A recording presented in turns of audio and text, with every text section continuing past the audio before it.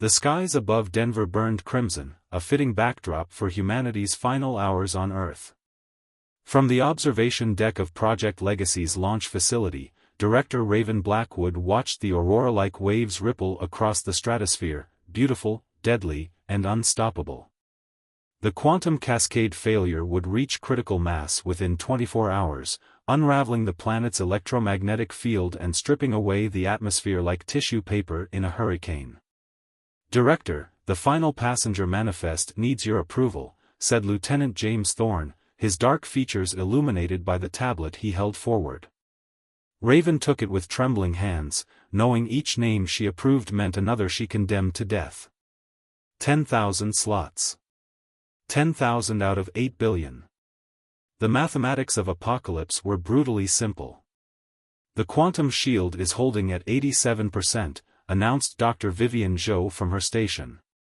Her fingers danced across holographic displays, monitoring the massive energy barrier protecting their last hope, the Starship Nightingale. "But the cascade is accelerating. We need to launch within the next 6 hours or we risk total shield failure."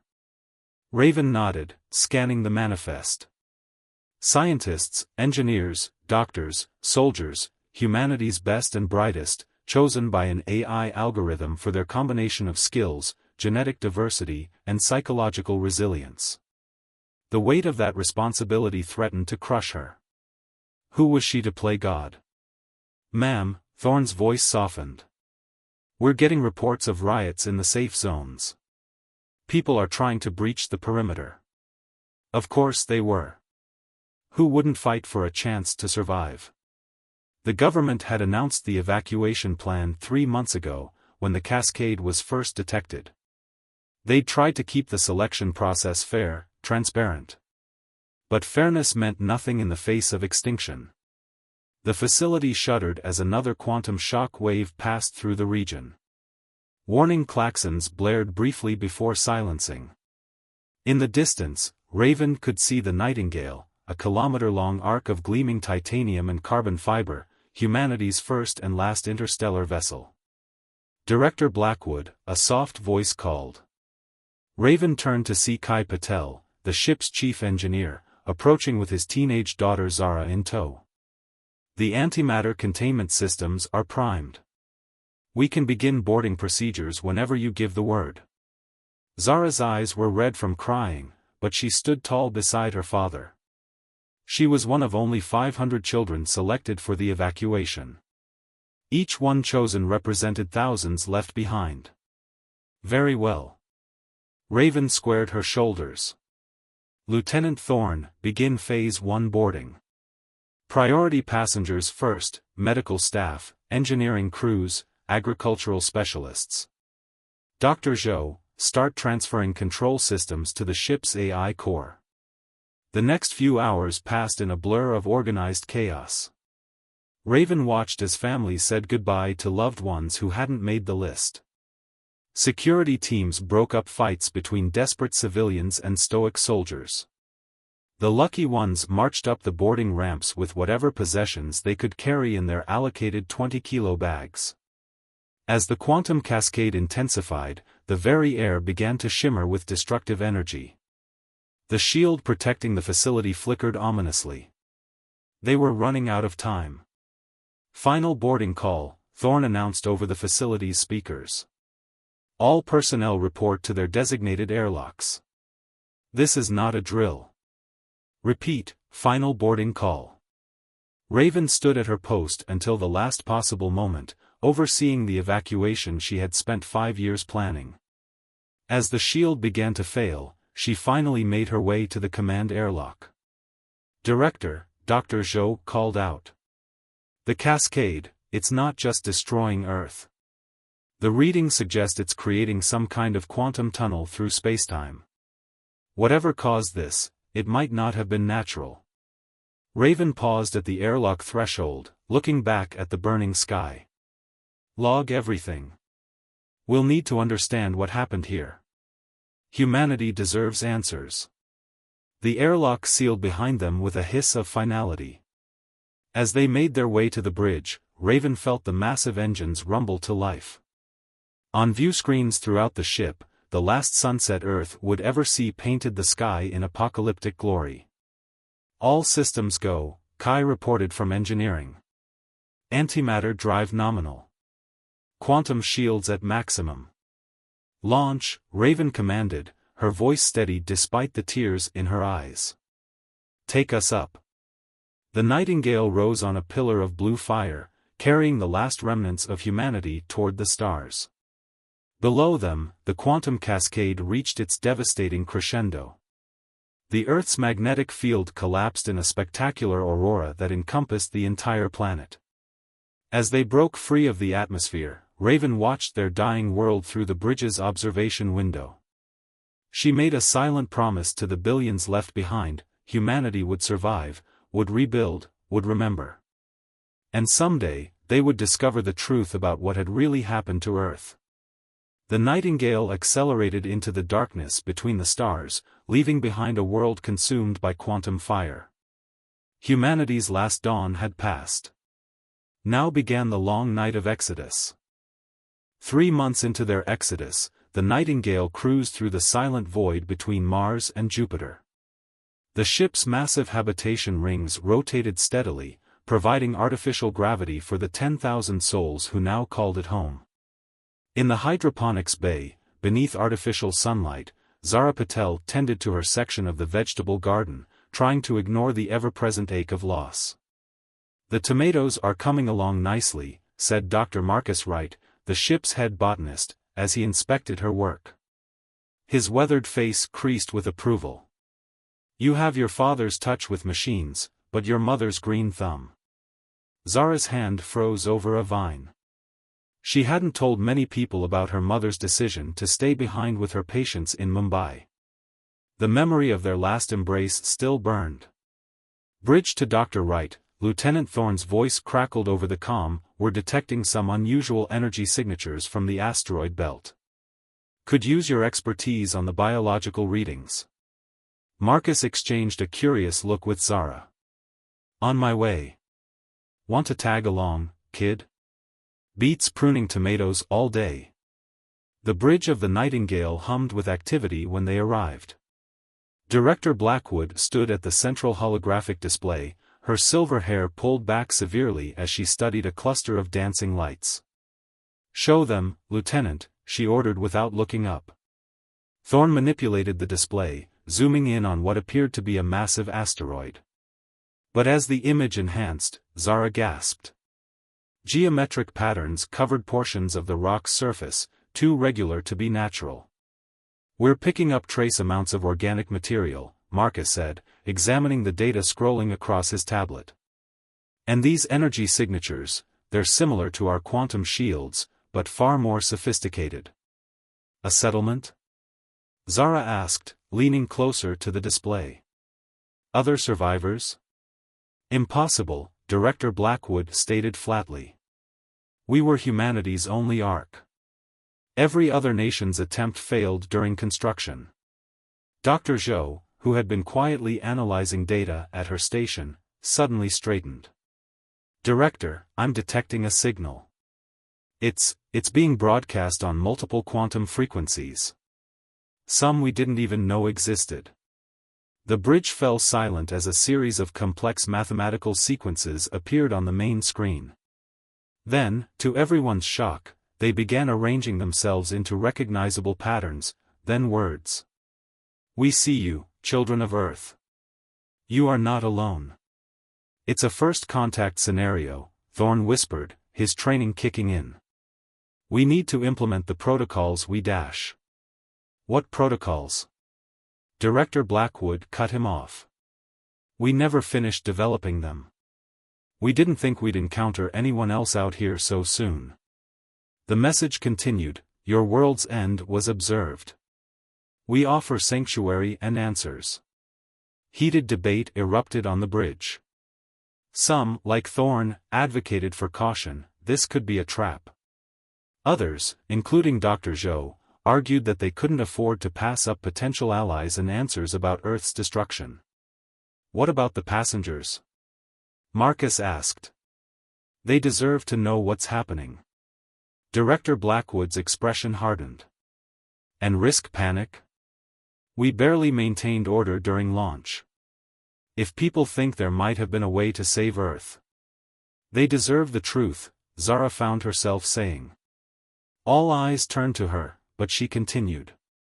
Whatever happened to Earth, whatever these beings know, keeping secrets will only make things worse. Before anyone could respond, new images flashed across the screen, detailed schematics of the Nightingale, including systems they hadn't even used yet. Your vessel has capabilities unknown to you. We can teach you. Dr. Zhou's eyes widened as she studied the schematics. Director, these configurations, they could increase our quantum shield efficiency by orders of magnitude. And these engine modifications could be a trap, Thorne insisted. The timing is too convenient. Another message appeared, choose quickly. Others approach who mean you harm. We offer protection, but only if freely accepted. As if to emphasize the point, long-range sensors began detecting multiple objects accelerating from the outer solar system toward their position. Their energy signatures were like nothing in their database. Director Blackwood gripped the command rail, her knuckles white. How long until those objects reach us? At current velocity, 48 hours, Thorne reported grimly. And if we run? Dr. Zhou shook her head. They're faster than us. Much faster. The director closed her eyes for a moment, and Zara recognized the same expression she'd worn during the evacuation, the weight of impossible choices. Send our response, she finally ordered. Tell them humanity accepts their offer. As the message was transmitted, Zara moved to one of the observation windows. Somewhere out there, advanced beings waited to share their knowledge. But would that knowledge include the truth about Earth's destruction? And more importantly, were they ready for that truth? The asteroid base grew larger in their view as the Nightingale altered course. Behind them, the mysterious pursuers continued their relentless approach. One way or another, humanity was about to learn they weren't alone in the universe. The question was, would that knowledge be their salvation or their doom?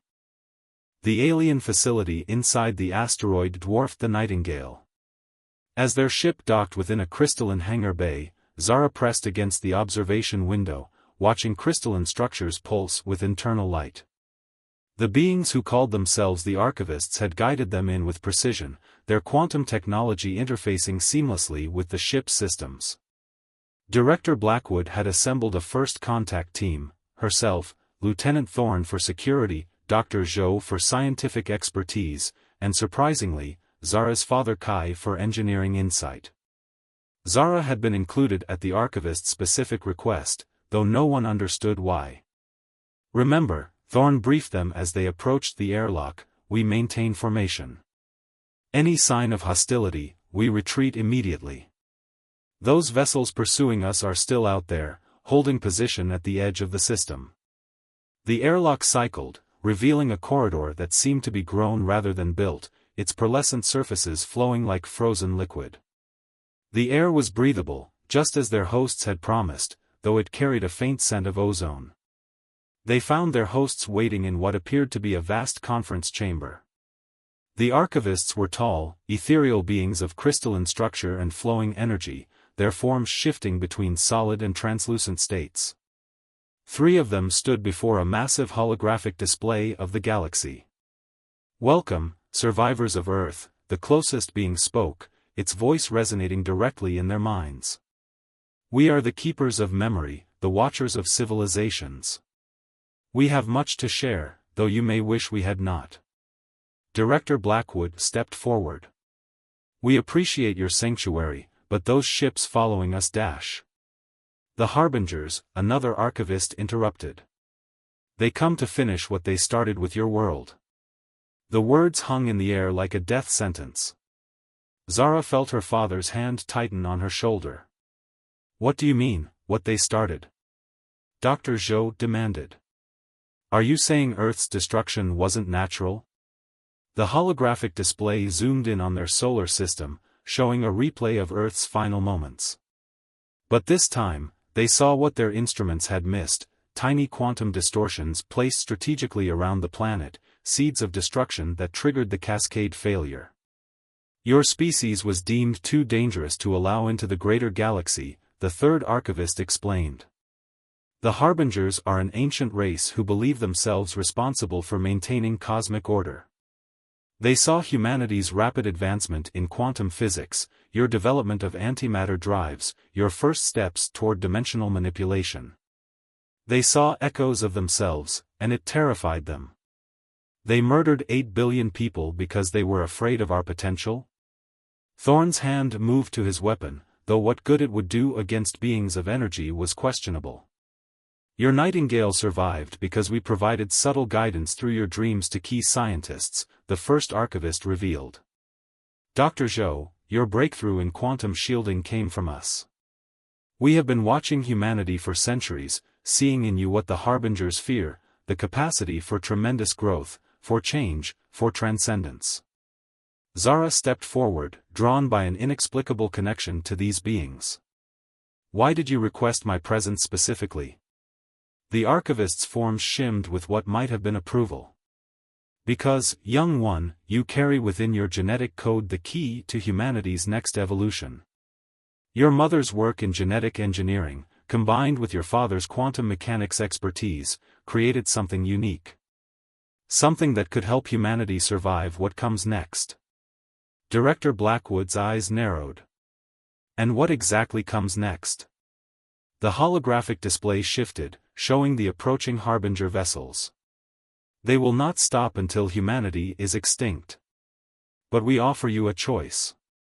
We can help you flee to the far reaches of the galaxy, hide you among primitive worlds where the Harbingers won't look. Or, Kai prompted. Or we can teach you to fight back. To unlock the true potential of your vessel, your technology, and yourselves.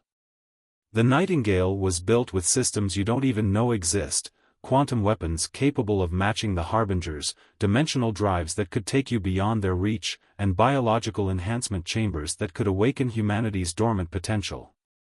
The chamber fell silent as the implications sank in. Fight an advanced alien race that had already destroyed their world? Or run and hide, always looking over their shoulders? The Harbingers will reach us in 36 hours, the archivist continued. You must choose quickly. But know this: if you choose to fight, nothing will ever be the same. Humanity will have to evolve, to become something more than you are now. The changes cannot be undone. Zara looked at her father, seeing the same mix of fear and determination she felt. Dr. Zhou was already studying the technical readouts the archivists had provided, her eyes wide with possibilities. Thorn stood ready, waiting for orders. And Director Blackwood? Director Blackwood stood straighter, her voice firm. 8 billion lives demand justice. But this isn't my decision alone. We need to inform the passengers, let them choose. Alarms blared throughout the facility. The holographic display showed the Harbinger ships accelerating suddenly. They have detected our quantum signatures, the archivists announced. They come now, full force. Your time to choose has just run out. The next 12 hours transformed the Nightingale into something its creators could never have imagined. Within the archivist's facility, the ship underwent a metamorphosis while its crew faced changes of their own. The pain is necessary, the lead archivist explained as Zara emerged from the enhancement chamber, her body humming with new awareness. She could feel the quantum fields around her now, see the subtle threads of reality that bound space and time together. Your mind must expand to comprehend the powers you will wield. Throughout the ship, others were emerging from similar transformations. Director Blackwood, her silver hair now streaked with lines of luminescent energy, coordinated the deployment of quantum weapons the archivists had awakened within the ship's hull. Dr. Zhou worked with a team of engineers, their enhanced minds grasping concepts that would have seemed like magic mere hours ago. The dimensional drive is online, Kai reported from engineering, his voice resonating with newfound depth. Like the others, his consciousness had been expanded, allowing him to interface directly with the ship's systems. But the power requirements are enormous. Lieutenant Thorne, who had emerged from enhancement with tactical knowledge spanning 11 dimensions, studied the battle projections. The Harbingers will arrive in 3 strike formations. Their technology is advanced, but they've grown complacent. They don't expect resistance. In the central chamber of the Archivist facility, a war council convened. The holographic display showed the approaching enemy fleet, 12 vessels of impossible geometry, each capable of unmaking a planet. Your ship now exists partially in multiple dimensions, the Archivists explained. The Harbinger's weapons were designed to destroy 3-dimensional matter. But you are more than that now. You are humanity transcendent. Zara watched the tactical display, her enhanced mind processing combat scenarios at incredible speed. We'll only get one chance at this. They'll adapt quickly once they realize what we've become. Director Blackwood nodded. Then we make it count. Dr. Zhou, status of the quantum shields? Operating at 400% of original capacity. The dimensional phasing should protect us from their primary weapons. She paused, her transformed eyes glowing softly. But we've discovered something else. The shield modifications, they might be able to reverse what was done to Earth. A heavy silence fell over the chamber. Explain, Blackwood commanded. The quantum cascade that destroyed Earth didn't just destroy matter, it displaced it across dimensions. With the right application of power, we might be able to retrieve it. To bring back. Dr. Zhou's voice cracked. To bring back everyone. It would require immense energy, the Archivists warned. Energy that could only be harvested from the Harbinger's own weapons. You would have to draw their fire, channel it through your enhanced shields, and redirect it precisely. The slightest miscalculation would destroy you all. Thorne's tactical display shifted, showing a new battle strategy. If we position ourselves here, in the L4 point of Jupiter's orbit, we can use the planet's gravity to amplify the quantum effects. But we'd be surrounded. We're already surrounded, Kai said grimly. At least this way, we're fighting for more than survival. We're fighting for resurrection. Director Blackwood turned to Zara. The Archivist said you carry something unique in your genetic code. Something that could help us survive what comes next. We need to know what that means before we commit to this plan. Zara closed her eyes, feeling the quantum energies flowing through her enhanced body. Since her transformation, she'd begun to understand what made her different. Her mother's work on genetic quantum entanglement, combined with her father's research into dimensional physics, had created something unprecedented. I can connect us, she said slowly. All of us. Not just the crew, but the ship itself. A quantum neural network across multiple dimensions. We'd fight as one consciousness, with perfect coordination. But? Blackwood prompted. But there's no guarantee we could separate again afterward. We'd be giving up our individual humanity to become something entirely new. The implications hung in the air. Become something post-human, something that might not even recognize their former selves, or face near-certain destruction. The Harbinger fleet was now visible to normal sight, their ships distorting space itself as they approached. They had mere minutes to decide. Put it to a vote, Blackwood ordered. Everyone on board. They deserve to choose their fate. The ship's quantum-enhanced communication system conveyed the choice to all 10,000 survivors. The response came back almost immediately, unified in a way that humanity rarely achieved. They would fight. They would evolve. They would bring back what was lost, or die trying. As the Harbinger fleet entered weapons range, Zara took her position in the newly created synchronization chamber at the heart of the Nightingale. Her consciousness began to expand, reaching out to connect with every enhanced mind on board. The last thing she heard as an individual was her father's voice, initiating dimensional drive. May God help us all. The battle for humanity's past, present, and future was about to begin. Time flowed differently when 10,000 minds thought as one. The Nightingale moved through dimensions like a dancer through water, its quantum-enhanced hull glowing with power as Harbinger weapons fire rippled through space where they had been milliseconds before. They were no longer individual humans but a singular consciousness, guided by Zara's unique genetic gift. Through her, they became a unified entity of pure thought and purpose, their shared mind spanning 11 dimensions of spacetime. The ship had become their shared body, its systems responding to their collective will with impossible precision. Their weapons are based on outdated assumptions, the collective mind realized. They still think in terms of simple cause and effect. The Harbinger fleet split into attack formations, their ancient vessels unleashing planet-killing energies. But the Nightingale phased between dimensions, gathering that power into its enhanced shields, storing it for the moment Dr. Zhou's calculations said would come. Now. The thought rippled through their shared consciousness. The Nightingale erupted from a dimensional fold directly behind the Harbinger flagship. Their weapons, calibrated by Thorne's tactical knowledge and powered by Kai's engineering expertise, struck with surgical precision. The first Harbinger vessel shattered across multiple dimensions, its ancient crew caught completely off guard by weapons they had thought impossible for lesser beings to create. But the Harbingers hadn't survived eons by being predictable. Their remaining ships adapted quickly, changing attack patterns, their weapons shifting to target the Nightingale's dimensional signatures. "We need more power," Director Blackwood's consciousness resonated through their shared mind.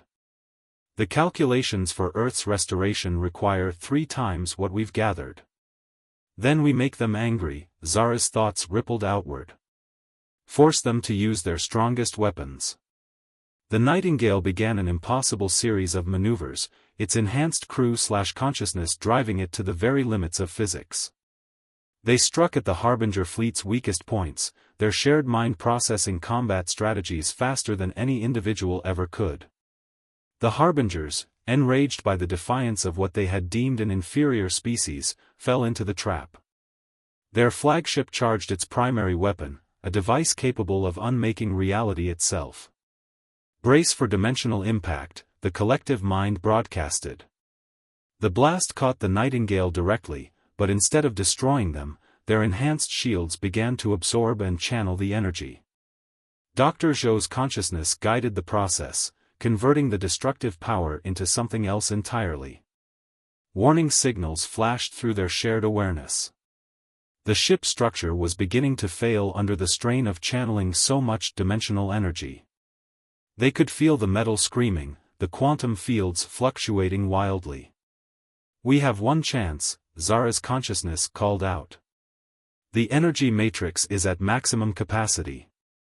Together, they initiated the restoration sequence. The Nightingale released all its gathered power in a precisely calculated burst, aimed at the quantum coordinates where Earth had been scattered across dimensions. Space itself seemed to hold its breath. Then, like a puzzle reassembling itself, matter began to coalesce. Oceans reformed from quantum mist. Continents condensed from dimensional scatter. The atmosphere gathered from the void, molecule by molecule. The Harbinger fleet, realizing too late what was happening, attempted to stop the process. But the Nightingale, though damaged almost beyond repair, placed itself between the attackers and the reforming Earth. Their shared consciousness would not allow their world to be destroyed again. As Earth took shape before them, something unexpected happened. The quantum fields binding their enhanced minds began to shift, responding to an even greater power. They felt other consciousnesses joining their link, billions of them, restored along with the planet, their minds transformed by their journey through dimensional space. The entire human race was awakening to its true potential. The Harbinger fleet retreated in the face of this transformation, their worst fears realized. Humanity had not only survived their attempt at extinction but had evolved beyond anything they could control. Slowly, carefully, the shared consciousness began to separate. Individual thoughts returned, though the connection remained like a subtle background hum. They were still human, but something more as well, a species reborn with the ability to perceive and manipulate the quantum fabric of reality itself. The Nightingale limped into orbit around the restored Earth. On the surface below, billions of people were awakening to their new existence, their minds touched by the same transformation that had saved the ship's crew. Director Blackwood, her individual voice rough with emotion, spoke for the first time in hours. "Take us home." As they descended through the atmosphere, Zara stood at the observation window, her father's hand on her shoulder. The quantum networks hummed with billions of reconnecting minds as humanity took its first steps into a new era. They had not only survived extinction, they had transcended it. Earth's second dawn painted the sky in colors only their enhanced eyes could see. The harbingers would return someday, perhaps with allies. But humanity would be ready. They were no longer just the children of Earth, but the heirs to dimensions beyond imagination. The story of their survival was ending, but the story of their ascension was just beginning.